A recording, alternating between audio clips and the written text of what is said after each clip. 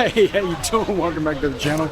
Good to have you here as always. I have just crossed over the Thailand-Cambodia border into Cambodia. Just went across to Thailand for the day in what's called a border run. Yeah, so I just had to renew my visa because once your tourist visa runs out, you have to renew it, and you have to renew that by physically leaving the country.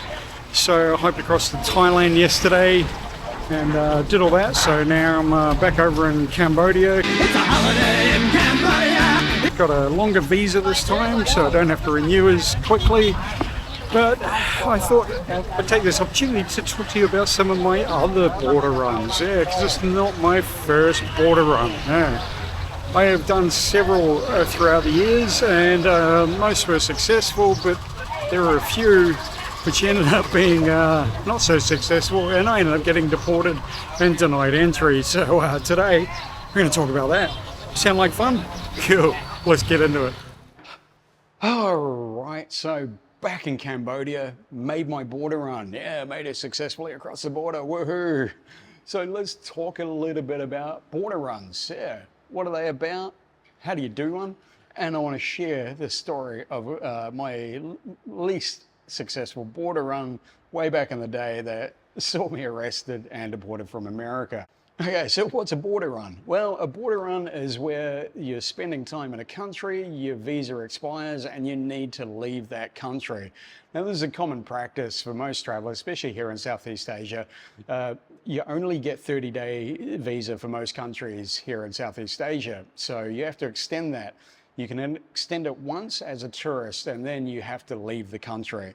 Now, you only need to leave for 24 hours, so you just hop across the border, come back, and you're all sorted. You're good for another couple of months. Or here in Cambodia, you have an e-visa, which is an extendable visa. Now, to renew that, all you have to do is actually pay for renewal. That is extendable for up to 1 year. To do that, it's kind of crazy. Office to do all that is actually in Phnom Penh. So if you're here in Siem Reap or anywhere else, you actually have to get a travel agent to go and do it for you. Hand over your passport, they go down to Phnom Penh, they do all the paperwork for you, get your visa back, all sorted. Which is kind of crazy, because nowhere else in the world would you let them take your passport. But it's a done thing here. Yeah, so I'm currently in Poi Phet in Cambodia, and there's nothing but casinos here. Casinos, and tuk-tuk drivers. It kind of reminds me of that one time we did a border run. Me and my bro were heading to Mexico. We made it as far as Vegas. Yeah, so speaking of casinos, let me tell you all about that one. So when I first decided to travel to America, I had to do a couple of border runs. Now, I only had 3 months on my visa initially. After that expired, I went to Europe for a little while and came back, got another 3 months. So it was essentially a border run. But then when that had expired, I decided, well, I need to renew this visa again. How do I do it? I don't really want to have to fly to Europe or anywhere else to do that. Now, back in the day, you used to be able to just drive across the US-Mexico border. Yeah, cool, let's do that then. Me and my buddy Josh decided that's what we're going to do. We're going to make a fun weekend of it, drive down to San Diego, leave the car, and walk across the border, get my visa renewed, and come back over, and we're good for another few months. Woohoo! Yeah. Well, that was the plan. Unfortunately, our plan wasn't really well thought out, and we were like 25, didn't really have much of a clue. So we headed off late Friday night, early hours of Saturday morning. The car decided to overheat and explode. The water pump blew up at the side of the freeway. And we were at exit 146, which is on I believe the 210 freeway between Salt Lake City and LA. And that's as far as we got.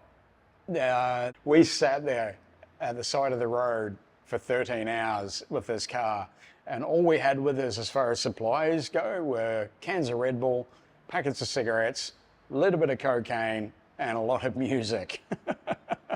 It was actually Josh's first time doing the Colombian marching powder, so the results were interesting. And at 6 o'clock in the morning, he's sitting there singing all these TV theme songs, out of sheer boredom. It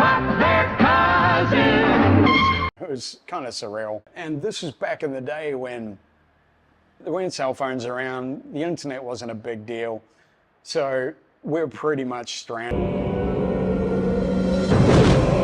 did. In fact, you know, one guy did actually stop for us at 5 o'clock in the morning with a cell phone and let us call our boss in Salt Lake City, who was unfortunately in a drunken stupor and couldn't help us. Well, she could, but she fell asleep. Many hours later, another guy pulled over, let us use his phone, and we finally contacted our boss, and she's like, hey, my cousin is actually a tow truck driver in the next town over. I'll get him to come sort yours out. I'm like, okay, great, thank you. And this guy who let us use his cell phone, he was so great. He actually drove into the next town, got us some sandwiches and water, and brought it back for us, just, you know, so we didn't die at the side of the road. And we ended up getting towed into this town. It's called Beaver, Utah. It's quite a well-known town now. And where we had to spend the night while the car was being fixed. And it was like $450 because it was Labor Day weekend. Yeah, you know, special call-out rates and family rates. It was like, wow, okay, there goes all our money for this border run trip. Oh dear, what are we gonna do? We decided to cut it short and just go to Vegas for the night instead. And that's a whole other story in itself, which I can't really share a lot about that on YouTube because, you know, I might get in trouble for it. But Josh remembers, I'm sure he remembers his first ever lap dance, which I bought for him in Vegas. Great night, man, it was awesome. And so, yeah, we decided to head back to Salt Lake City. Now, I was planning on leaving soon after anyway. I was working my way back up through LA, back up to Texas, and then I was going to head to Miami, and then I was going to leave, and I was going to do summer elsewhere. But I kind of let my visa lapse a little bit. You know, that it'll be fine, it'll be no problem. Once I get to the airport in a few weeks, you know, it'll be no drama leaving. I headed off into the wild blue yonder and headed towards Texas, where I was meeting up with a young lady friend of mine. Yeah, bad move. Now, when the freeway cuts through a part of Texas, it actually cuts through part of Mexico as well.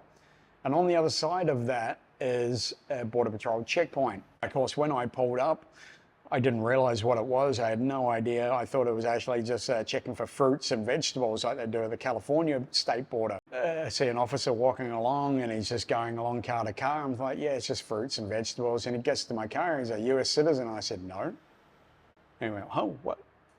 He was about to walk off and he heard me say no and he came back. He said, where are you from? I said, oh, I'm from New Zealand. And yeah, he asked me for my passport and saw that my visa had expired. And he said, sir, you have to pull over to the side here and please come in with us. And I got inside and sat down and they notified me that I was under arrest for overstaying my visa. And I was like, oh, bugger. So you do actually get arrested for that. Oh, okay. So long story short, I was arrested. I was held in an immigration detention center for about 2 weeks while the young lady who I was going to visit was trying everything to get me out. And I was sent back to New Zealand. I was shipped back. When I was actually arrested, I was talking to one of the officers about my original plans and how I was actually going to be leaving and how I had tried to do a border run across to Mexico, which he turned and said to me, you can't actually do that anymore. You actually have to physically leave the continental US, which means Mexico, Canada, everything. You have to fly. You have to go to Europe or just somewhere completely else away from the United States for your visa to renew. So that whole weekend away, that whole trip down to Vegas, I mean, you know, the Vegas part was great, but in reality, I didn't even need to do that. I could have just saved the money and just gone for a flight, you know, even somewhere else to South America or anything like that. Would have been fine. Well, possibly. The last time I was in the United States in 2019, I left to do a border run. I went to Ecuador for 1 month. I thought, well, that should be plenty of time away. I just spent 6 months in America and, you know, I had actually been working there when I wasn't supposed to be. Naughty, naughty. You naughty, naughty.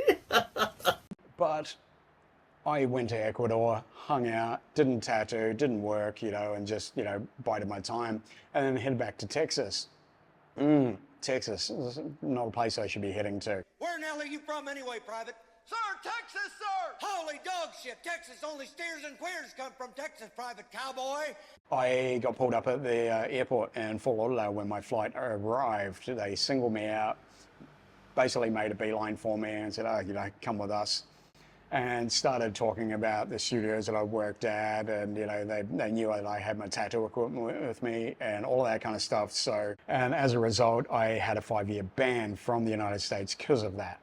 Yeah, and the first time I got deported, I was also banned for 10 years. So I've had a total of 15 years banned from the US. So there you have it. There's just a couple of little stories about me doing border runs. I was kind of inspired about, by doing the border run last week. I thought I'll share these stories with you. They were kind of funny and kind of quirky. For anyone who's thinking about doing it, do you want to hear more? Do you want tips? You want, ways of getting across the border a little bit safer and, traveling in this part of the world? If you do, let me know, and I'll consider doing more videos like this in the future. But that's it for me, just a short one this week. Just wanted to drop in and make a video and yada, yada, yada, say hi to everyone. So I will see you on Sunday for another awesome video. And hey, as always, if you want to keep supporting me and supporting the channel, you can buy me a coffee, buy merchandise, sign up to my Patreon, or just give this video a big like, subscribe down below and hit that little bell to get notified. Yeah, no, that's the important part, because you want to know when you get to see me, right? Yeah. But I will see you on the channel next week. Stay safe, everyone. Peace out. Love and light to you all.